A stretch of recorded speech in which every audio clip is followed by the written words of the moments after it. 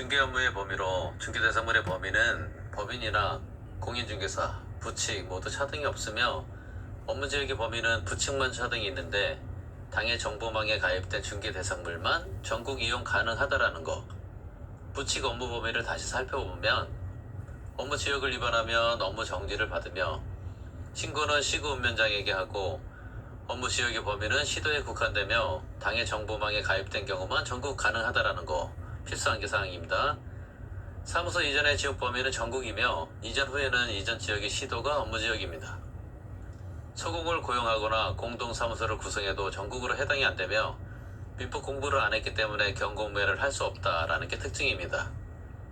특수법인은 중개법인의 겸업 업무는 안되며 단 자산관리공사는 공매 업무는 가능합니다.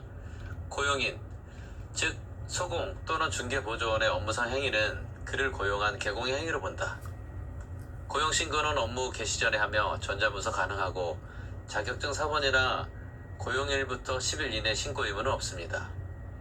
업무 개시 전에 하는 것으로는 업무 보증 설정, 인장 등록, 고용신고 등이 있으며 종료신고는 10일 내에 해야 합니다.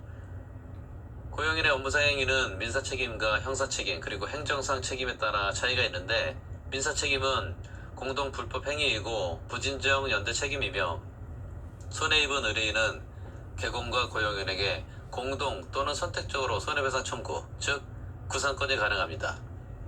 여기서 구상권이란 쉽게 얘기하면 내가 네 돈 대신 갚았으니 넌 나한테 돈 줘로 이해하시면 되겠습니다.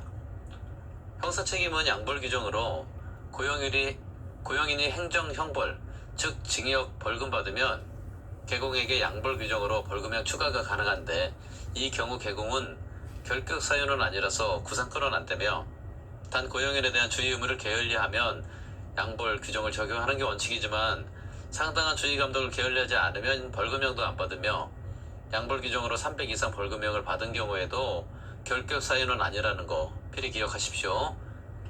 행정상 책임은 고용인의 행위가 등록 취소나 업무정지 사유에 해당하면 개공에게도 같은 처분 가능하며 2개월 내 해소해야 합니다. 중개보조원의 행정형벌, 즉 징역 벌금은 받을 수 있으나 행정처분, 즉 취소정지는 안 된다는 거. 그 이유는 자격증이 없기에 취소와 정지 대상이 없는 것이죠. 반드시 구분하십시오. 다음은 중개사무소에 대해 살펴보겠습니다. 법인의 분사무소 설치 요건은 주사무소에는 등록을, 분사무소에는 신고라는 표현을 사용하며 시군구를 제외한 주사무소 소재지 등록관청에 제출하며 시군구별 1개소만 둔다. 분사무소는 공인중개사를 책임자로 둘 것. 다른 법률의 규정에 의하여 중개업을 할 수 있는 법인의 분사무소의 경우는 그러하지 아니하다. 즉 공인중개사가 책임자가 아니어도 무방합니다.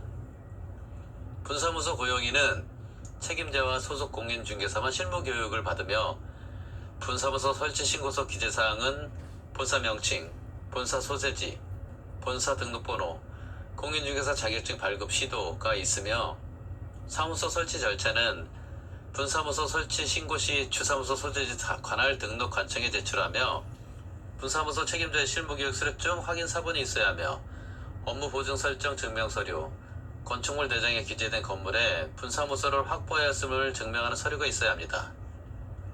사무소 이전 시 제출 서류는 즉 구비 서류는 등록증, 사무소 확보 서류가 있으며 등사, 즉 등에 짐 싸고 이사간다로 암기하십시오.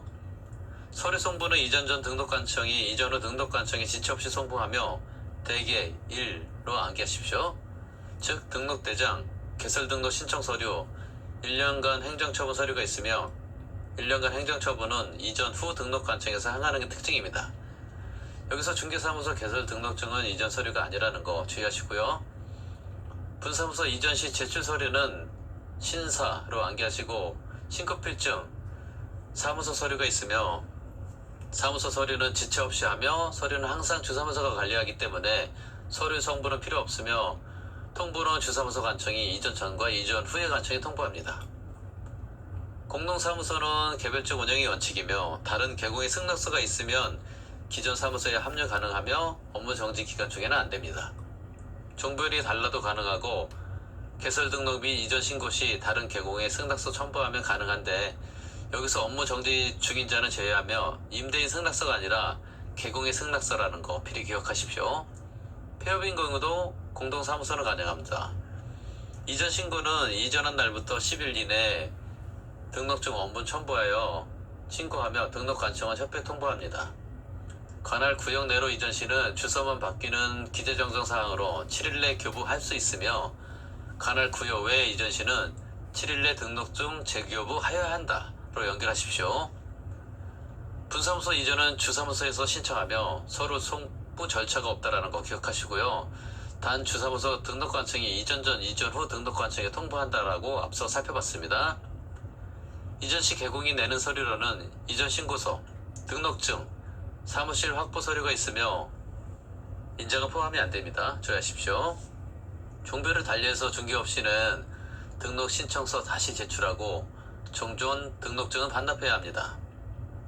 사무소 명칭 표시 의무는 공인중개사 사무소 또는 부동산 중개라는 문자를 사용해야 하며 지체 없이 간판 철거 의무가 있으며 간판 철거 미이행 시 행정대집행법의 적용을 받고 과태료 부과 징수 절차 위반 시는 질서 위반 행위 규제법의 적용을 받는다는 거 구분하십시오.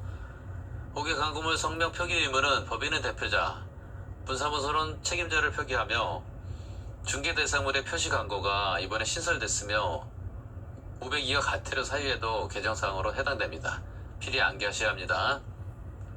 대상은 중개사무소의 개공, 보조원에 관한 사항은 명시해서는 아니되며 개공이 인터넷을 이용하여 표시 광고 시 중개 대상물의 종류별로 대통령령으로 정하는 소재, 면적, 가격 등의 사항을 명시하여야 하며 개공 아닌 자는 표시 광고 하여서는 아니되며 개공이 표시 광고 하여서는 아니되는 사항은 세부 유형 및 기준을 국장이 정하여 고시하는데 첫째, 중개 대상물이 존재하지 않아서 실제로 거래할 수 없는 중개 대상물에 대한 표시 광고. 둘째, 중개 대상물의 가격 등 내용을 사실과 다르게 거짓으로 표시 광고하거나 사실을 과장되게 하는 표시 광고. 셋째, 그 밖에 표시 광고의 내용이 부동산 거래 질서를 해치거나 중개 의뢰인에게 피해를 줄 우려가 있는 것으로서 대통령령으로 정하는 내용의 표시 광고. 이 세 가지가 이번에 신설됐습니다. 인터넷 표시 광고 모니터링 이 부분도 신설됐으며 이 부분도 502와 과태료 사유의 개정사항으로 포함됐으니 필히 암기하셔야 합니다. 국장은 인터넷을 이용한 중개 대상물에 대한 표시 광고 준수 여부를 모니터링할 수 있다. 국장은 모니터링을 위하여 필요한 때에는 정보통신 서비스 제공자에게 관련 자료의 제출을 요구할 수 있다. 이 경우 관련 자료의 제출을 요구받은 정보통신 서비스 제공자는 정당한 사유가 없으면 이에 따라야 한다. 국장은 모니터링 결과에 따라 정보통신 서비스 제공자에게 이 법 위반이 의심되는 표시 광고에 대한 확인 또는 추가 정보의 게재 등 필요한 조치를 요구할 수 있다. 이 경우 필요한 조치를 요구받은 정보통신 서비스 제공자는 정당한 사유가 없으면 이에 따라야 한다. 국장은 모니터링 업무를 대통령령으로 정하는 기관에 위탁할 수 있다. 국장은 업무 위탁기관의 예산의 범위에서 위탁 업무 수행에 필요한 예산을 지원할 수 있다. 모니터링의 내용, 방법, 절차 등에 관한 사항은 국토교통부령으로 정한다. 이 6가지 사항이 이번에 신설됐습니다.